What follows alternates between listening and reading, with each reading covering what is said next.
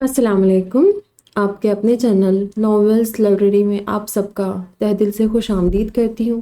امید کرتی ہوں کہ آپ لوگ سب ٹھیک ہوں گے۔ الحمدللہ میں ٹھیک ہوں، اور میں جانتی ہوں کہ آپ لوگوں نے چینل کو سبسکرائب کر لیا ہوگا اور ویڈیو کو لائک بھی کر دیا ہوگا اور اچھے سے کمنٹ کے ساتھ ریڈی ہو گئے، کیونکہ ناول اتنی زبردست ہو گئی ہے نا، سچ میں بہت زبردست۔ لیکن ناول جتنی اچھی ہے، میرا من ہے کہ ہمارے چینل پر جتنے بھی سبسکرائبرس ہیں ان سب تک یہ ناول پہنچے اور وہ سب سنیں اور ناول انجوائے کریں۔ سچ میں بہت زبردست ناول ہے، اور میں پلوشہ صافی کی دل کی گہرائیوں سے شکر گزار ہوں کہ انہوں نے اتنی اچھی ناول ہمارے چینل پر اپلوڈ کرنے کی پرمیشن دی۔ سچ میں بہت اچھی ناول ہے۔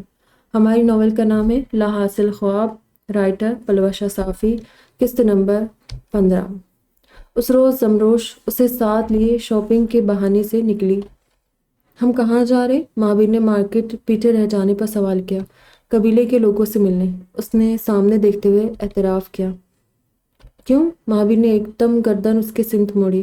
تاکہ آپ لوگوں سے ملو، بات کرو، ان کی دلوں سے آپ کا خوف ختم ہو جائے، اور جب آپ میڈل جیت کر لاؤ تو سب خوشی سے بے حال ہو جائے۔ زمروش نے مستقبل کی پیش گوئی کی۔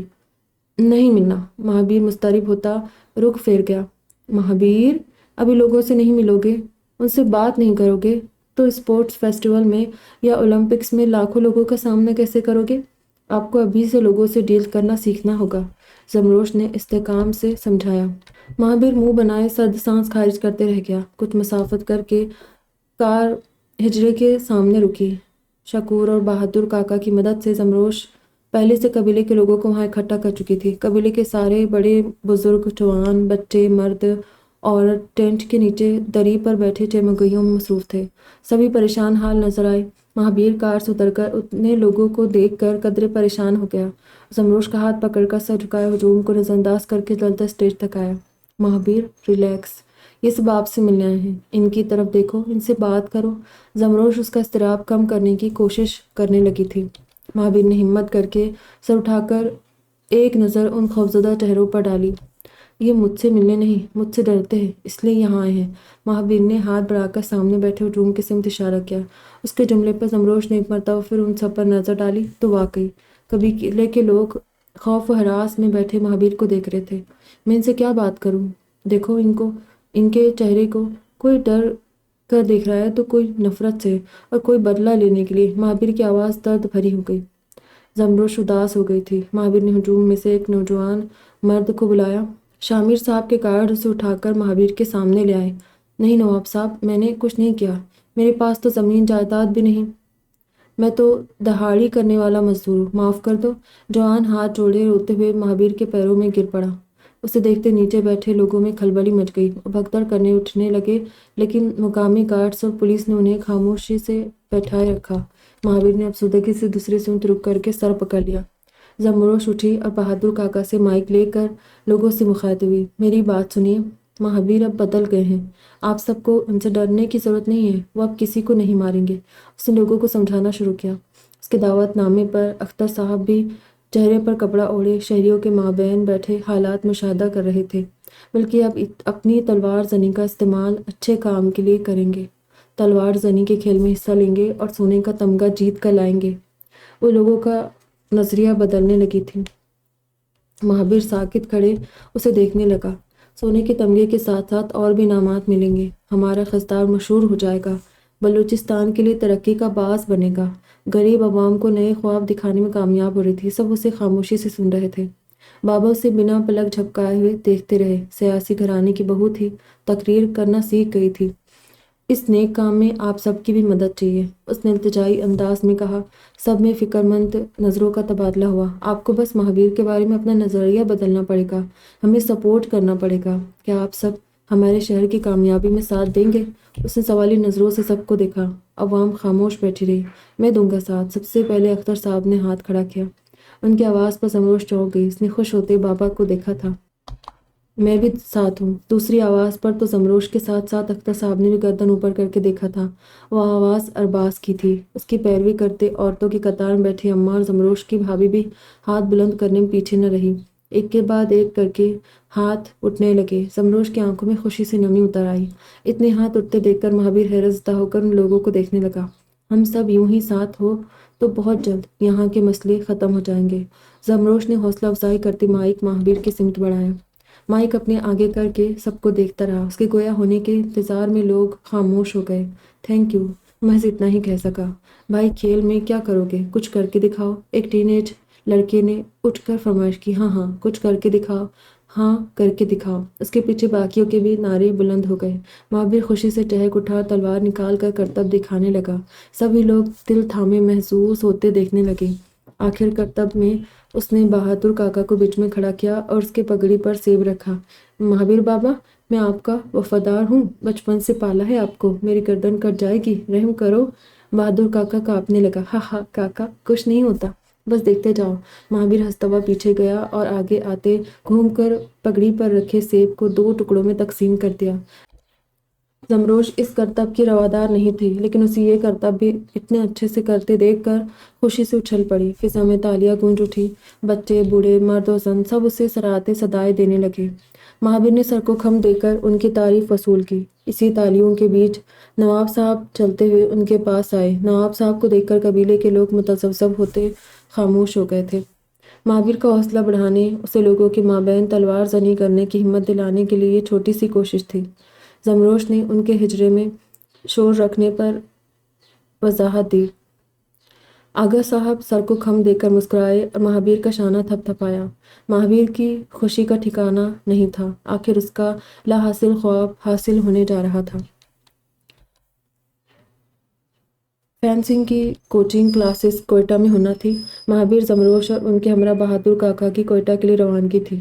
آغا صاحب اور اماں بیگم سے رخصت لے کر وہ یوشے کے گلے ملا۔ آغا صاحب اور اماں بیگم کا خیال رکھنا، اس نے یوشے کو ریکویسٹ کی۔ آپ فکر نہ کرے بھائی، ہم بہت اچھے سے خیال رکھیں گے۔ یوشے نے اس کا شانہ تھپ تھپاتے تسلی دی۔ مہابیر اس کے شاطر دماغ سے انجان اس کی تسلیت قبول کر کے آگے بڑھ گیا۔ کیہان سے مل کر وہ دونوں گاڑی میں سوار ہو کر کوئٹہ کے لیے روانہ ہو گئے۔ کوئٹہ کے ایئرپورٹ روڈ کے قریب شامر صاحب کا پرانا بنگلہ تھا، جو کہ انہوں نے مہابیر اور زمروش کے دوران ٹریننگ رہنے کے لیے تیار کروایا تھا۔ وہ بنگلے پر پہنچے تو شام ہو چکی تھی۔ بہادر کاکا سامان رکھوا کر کھانے پینے کی اشیاء لانے مارکیٹ کے لیے نکل گئے۔ زمروش قمیص کے آستین اوپر کیے کچن ایریا کا جائزہ لے رہی تھی، جب مہابیر پیچھے سے آئے اور اسے اپنے حصار میں لے کر کندھے پر ٹھوڑی ٹکائی۔ مہابیر، ڈرا دیا، اس نے چونک کر کہا۔ تم میرے لیے کتنا کچھ کر رہی ہو، محبت بھرے لہجے میں اظہار کرنے لگا۔ آپ کے لیے تو کچھ بھی کر سکتی ہوں۔ زمروش اس کے ہاتھوں پر اپنا ہاتھ رکھتے خود کو اس کے سہارے پر ڈال دیا۔ اتنا پیار کیوں کرتی ہو مجھ سے؟ وہ واقعی سمجھنے سے قاصر تھا۔ پیار کے لیے وجہ ضروری نہیں ہے، ہمارا رشتہ ہی اتنا مضبوط ہے کہ پیار ہو جاتا ہے۔ اس کے حصار میں گھوم کر اس کے روبرو ہوئی۔ زمروش نے اس کے کندھے پر بازوؤں کا حلقہ بنایا تو مہابیر نے اس کے گرد اپنا حصار مزید تنگ کر دیا۔ سانسوں سے سانسیں ملی، نگاہوں میں نگاہیں مقید ہو گئی۔ فضا میں سرور بڑھنے لگا، ہر سو دھڑکنوں کا شور گونج اٹھا۔ اسی اس نمے گیٹ کی بیل بجی۔ زمروش اس سے الگ ہو گئی، پر مہابیر نے جانے نہیں دیا۔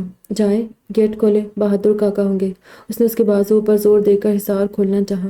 آج اسے باہر ہی رہنے دیتے۔ مہابیر کی نظروں میں خمار تھا۔ بری بات ہے، جاؤ، وہ کب سے بیل بجا رہے۔ اب کی بار اس نے آنکھیں دکھائی تھی۔ مہابیر نہ چاہتے بھی لب بھیجے اس کے حصار سے الگ ہوا اور باہر کی جانب بڑھ گیا۔ زمروش بلش کرتے مڑ کر کچن کاؤنٹر پر متوجہ ہو گئی۔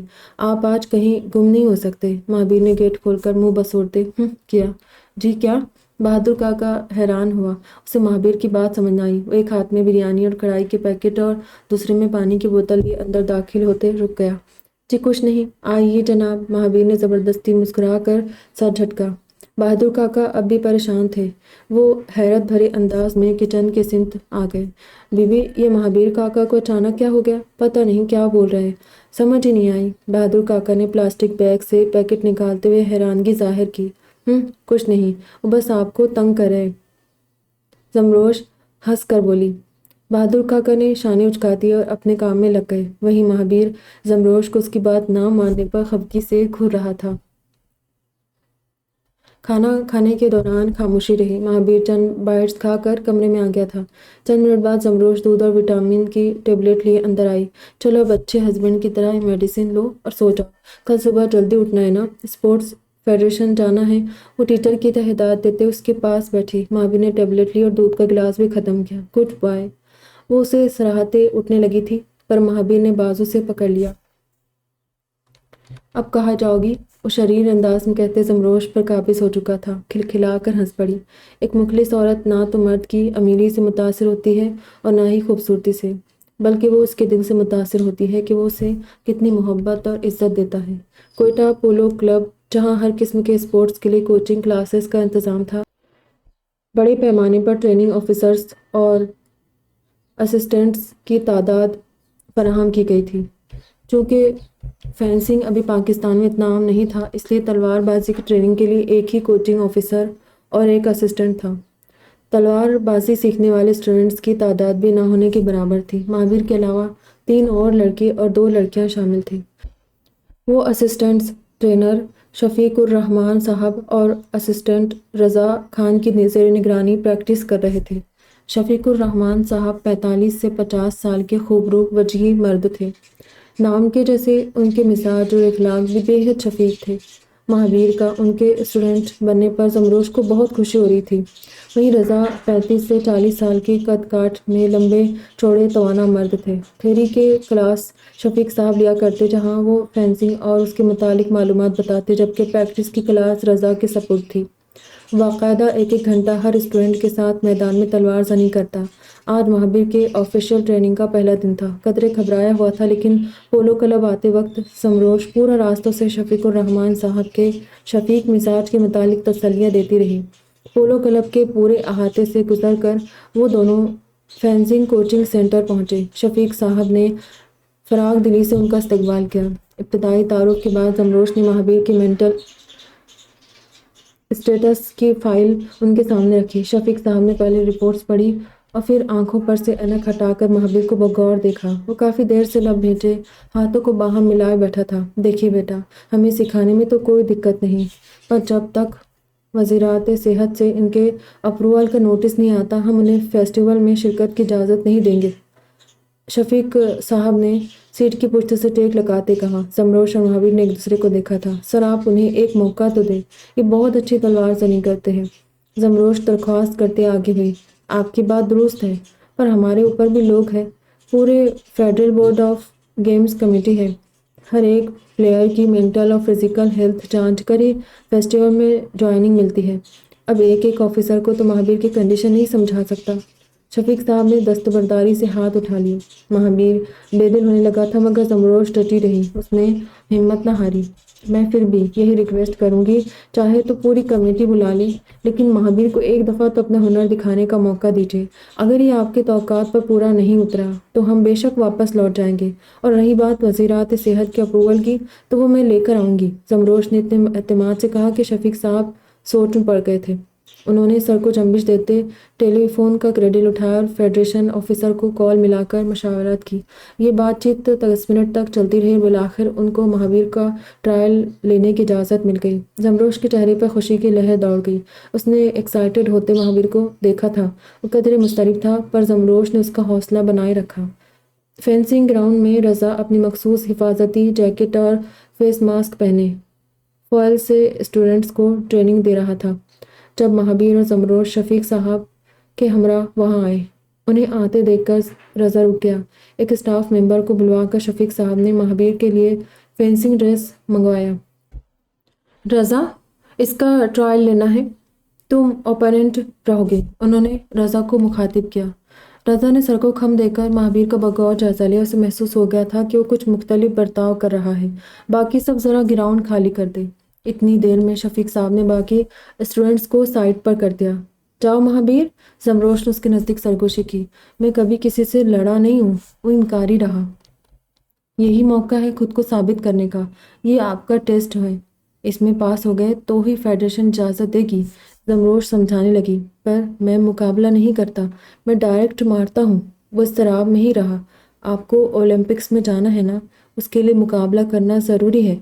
बस आप उसके हाथ को देखो और अपनी तलवार से उसके वार को रोको, इतना ही करना है। जमरोश ने समझाकर मासूमियत से उसे देखा था। اس نے زمروش کی خوشی کی خاطر قدم اٹھائے۔ رضا کے چہرے پر فخریہ مسکراہٹ پھیل گئی تھی۔ اس نے سوچ لیا تھا کہ اس بچے کو ہرانا تو اس کے بائیں ہاتھ کا کھیل ہے۔ وہ اپنی پوزیشن پر آ گیا۔ وہیں شفیق صاحب کو بھی اس پر پورا یقین تھا۔ رضا، بی کیئرفل، ہی از آتھسٹک۔ شفیق صاحب نے اسے مہابیر کی کمزوری کی اطلاع دی۔ رضا نے سن کر بھی انسنی کر دی۔ مہابیر تھوک نکل کر گلا تر کرتا لمبا سانس لے کر لائن کے اندر آیا۔ Come on Mahabir, you can do it. Zamrosh نے اس کی حوصلہ افزائی کرتے صدا لگائی۔ رضا نظروں کا رخ گھما کر زمروش کے سمت کیا۔ اس کی ایک جھلک پر وہ پلکیں جھپکانا بھول گیا۔ فیروزی کلر کا بلوچی ڈریس، زیب تن کے بھاری کام والا دوپٹہ، سرپلی ہلکے میک اپ میں مسکراتی نازک حسینہ۔ یہاں زمروش کو دیکھ رہا تھا، وہاں مہابیر اسے۔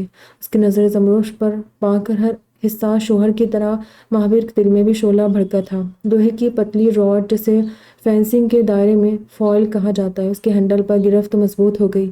آنکھوں میں گھبراہٹ کی جگہ سختی در آئی۔ رضا اسٹارٹ۔ گھڑی پر وقت دیکھتے شفیق صاحب نے سیٹی بجا کر ان کا گیم شروع کروایا۔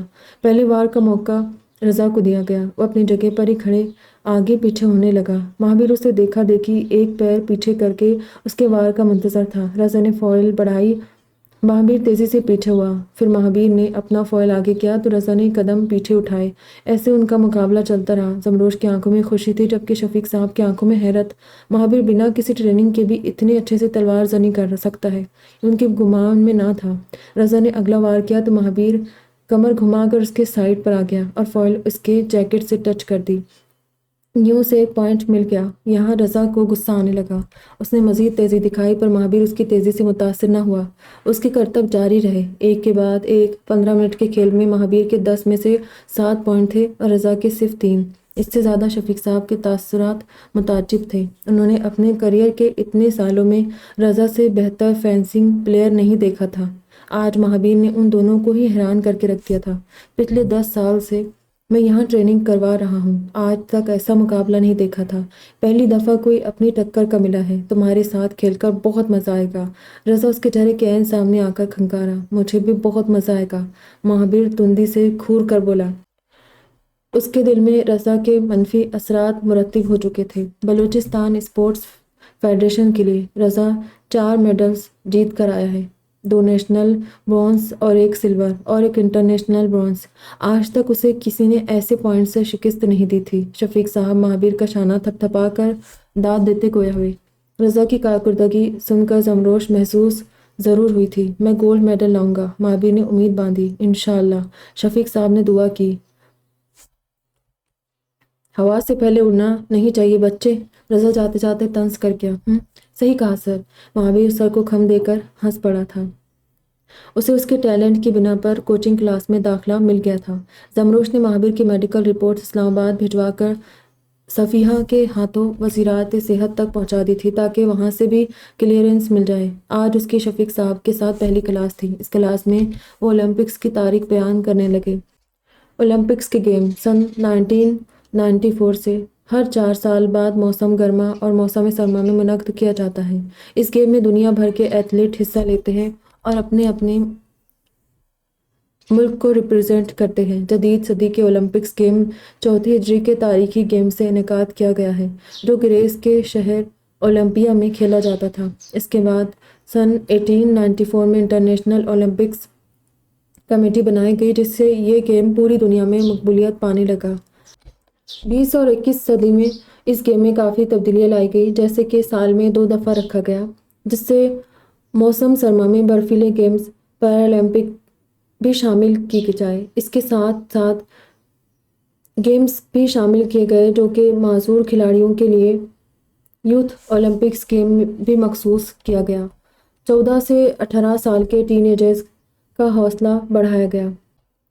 اسی طرح فینسنگ کا آغاز 19ویں صدی میں ہوا۔ یہ تلوار سے کھیلا جانے والا گیم تھا۔ اس گیم میں استعمال ہونے والے تلوار کے سیبر، ایپی، فوائل الگ الگ اشکال اور نام ہیں۔ رول کے مطابق اٹیک اور ڈیفینس کے لیے استعمال ہوتے ہیں۔ کبھی کبھی ایک فینس کو تینوں ایونٹ میں کھیلنا پڑتا ہے پر اکثر صرف ایک میں مہارت حاصل کرنی ہوتی ہے۔ اے پی اور فوائل ایسے وہ ایونٹ ہے جس میں کھلاڑی کو مقابل شخص کو ہتھیار کے نوک سے ٹچ کر کے پوائنٹ ملتا ہے، جبکہ सैबर में हथियार के किसी भी हिस्से का टच काबिल कबूल है। फॉयल में महज सीने को फॉयल की नोक से टच करने का रूल है। साबरे में कमर से ऊपर किसी भी हिस्से से टच करने पर पॉइंट पड़ता है। एपे में पूरी बॉडी पर सिर्फ औजार की नोक से टच करना काबिल कबूल होता है। फेंसिंग में पूरा यूनिफॉर्म इस्तेमाल होता है जिसके बगैर मैदान में उतरने की इजाज़त नहीं होती। इस यूनिफॉर्म में शाम है और एक मजबूत जैकेट जो कि गर्दन से लेकर कमर तक जिस्म को चोट लगने से महफूज करता है। फिर आता है प्लास्ट्रॉन जो कि बगल के नीचे पहना जाता है। इसके बाद है दस्ताने, फिर मजबूत फैब्रिक से बनी पैंट और आखिर में जूते जो कि घुटनों तक लंबे होते हैं। सबसे अहम चीज़ है फेस मास्क जो टोपी नुमा होता है और आधे सर, चेहरे, गर्दन पर पहनकर खतरे से बचा जाता है। इस पूरे यूनिफॉर्म में इवेंट के मुताबिक वायर गुजारी जाती है जिसमें टारगेट को टच करने पर लाइट जलती है। ग्रीन लाइट जली तो मतलब टच हो गया और पॉइंट मिल जाएगा। अलबत्ता अगर रेड लाइट जली तो मतलब आपसे गलती हुई और आप पॉइंट सामने वाले को दिया जाएगा। कसदार की हवेली में खामोशी छा गई थी। जमरोश और महाबीर की गैर मौजूदगी हर शय से ने महसूस की। आगा साहब और अम्मा बेगम नाश्ते के टेबल पर तनहा बैठे थे जब महाबीर की कॉल आई। कैसा है मेरा बच्चा? आगा साहब ने वीडियो कॉल ऑन करके गर्मजोशी से पूछा। बहुत अच्छा, पर आपको बहुत याद करता हूँ। महाबीर की खुशी उसके चेहरे पर वाज़ेह थी। हमें भी आपकी बहुत याद आती है। समरोश कहाँ है? आगा साहब ने उसे अकेले पाकर सवाल किया।